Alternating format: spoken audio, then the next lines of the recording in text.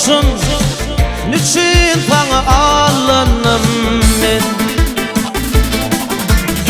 Bilmem men bağıt kuşun, ne dep sana alınım men? Son düşündüm boşluğunu, edinişimin boşluğunu, ayladım başım yaşlığımı, niçin sana alınım men? Nedir sana alınım men?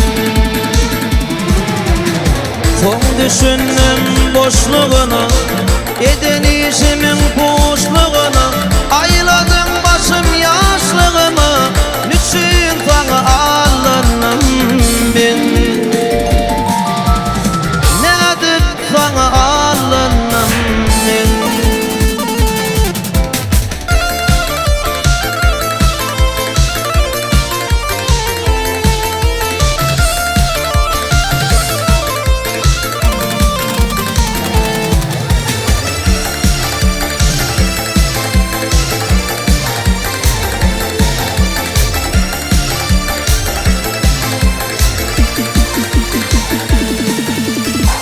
Maşgalam var öyümde,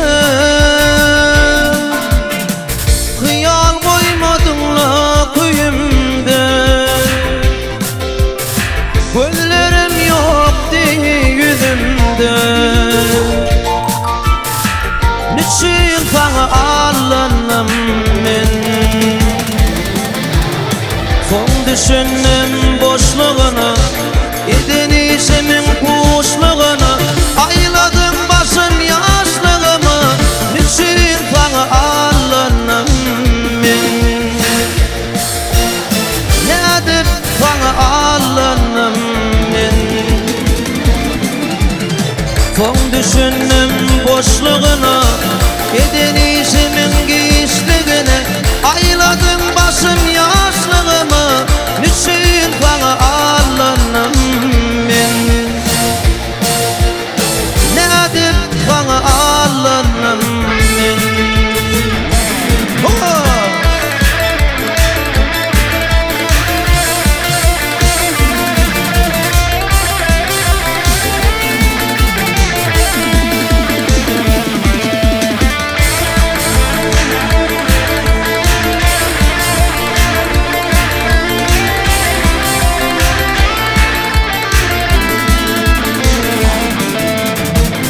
Kimi giderip elimden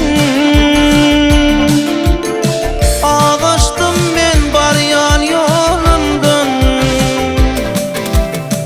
geçip öyüm şağılımdan,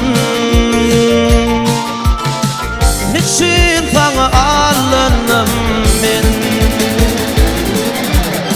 Son düşündüm boşluğunu, edinişimin boşluğunu,